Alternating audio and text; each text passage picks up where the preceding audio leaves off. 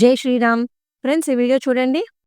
We were all Hindus, we were all converted, and somewhere in the past, somebody chose to die or to convert. ఇతను ఒక Christian.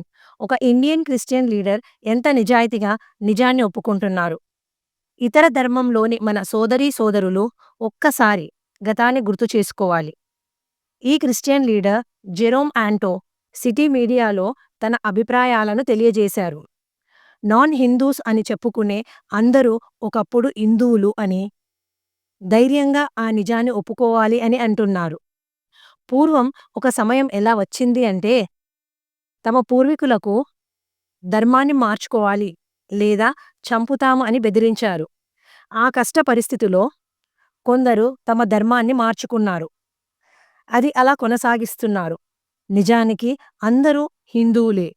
అలానే non Hindus అని చెప్పుకునే వారి వేర్లు హిందూ ధర్మంలోనే ఉన్నాయి అని అంటున్నారు.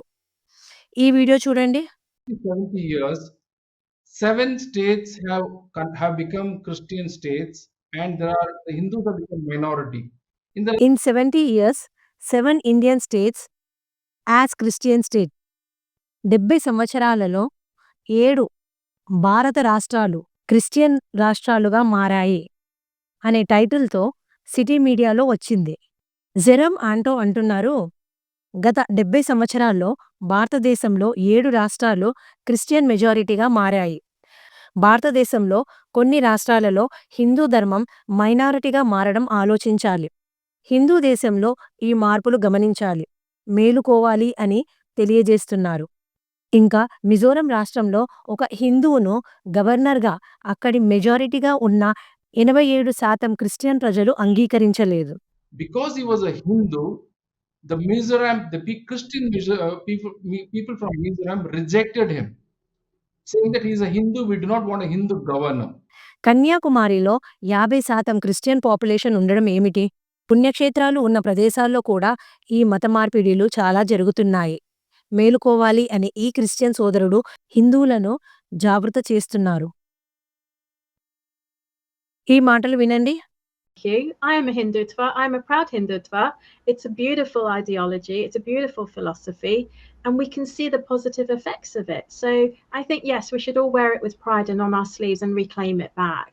Well, there are 70 countries, as I've said, at least, who have appreciated the principles of Hindutva being. City మీడియాలో ప్రచారమైన ఈ వీడియో ఎంతో ఆనందాన్ని కలిగిస్తుంది. 70 కంట్రీస్ యాక్సెప్టెడ్ హిందుత్వ. విదేశీయులు మన ధర్మం గురించి తెలుసుకుంటున్నారు, ఎన్నో నేర్చుకుంటున్నారు, ఇష్టంతో అనుసరిస్తున్నారు. విదేశాల్లో ఎంతో సనాతన మార్పు కనబడుతుంది. కానీ మన దేశంలో మనవారు అద్భుత నిధిని వదులుకుంటున్నారు. ప్రపంచ శాంతికి మార్గం సనాతన ధర్మం. మనిషికి బ్రతికే విధానం నేర్పే అద్భుత గ్రంథం మన ధర్మం. మనిషిగా పుట్టినందుకు తోటివారికి సాయపడండి.